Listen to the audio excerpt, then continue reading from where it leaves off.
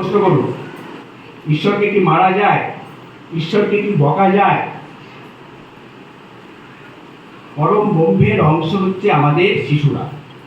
যেটা আপনাদের শিশু, সেটা কিন্তু রাষ্ট্রের শিশু। অর্থাৎ আপনার শিশুরাই রাষ্ট্রের দায়ভার বহন করার জন্য তৈরি হচ্ছে। সেই জন্য আপনাদের কাঁধের উপর বিশাল ভার। আপনারা দেখবেন বিভিন্ন মহারাজরা বলছেন আজকে রামকৃষ্ণ, বিবেকানন্দ, নেতাজি সুভাষচন্দ্র, মাস্টারদা সূর্য সেন, চিত্রলতা ওয়াদ্দেদা জন্মগ্রহণ করছে না। তার কারণ আমাদের মা বাবাদের সংস্কার কমে গেছে বলে। আগে সেই ধরনের মা ছিলেন, সেই জন্য তারা ভারতবর্ষে জন্মগ্রহণ করেছিলেন। সেই জন্য স্বয়ংক্রিয় বিনোদনতা মানে তার মধ্যে সমস্ত শক্তি আছে। একটা শিশুর মধ্যে সমস্ত শক্তি আছে। দাদা ভাই বলুন আর যেই বলুন, তাকে শেখানোর ক্ষমতা কারোর নেই। সে নিয়ে এসছে, আর যা হবার সেটা হবে।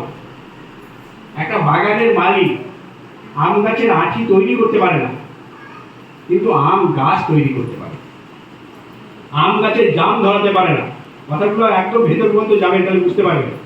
অর্থাৎ আপনার ছেলে একজন সাধারণ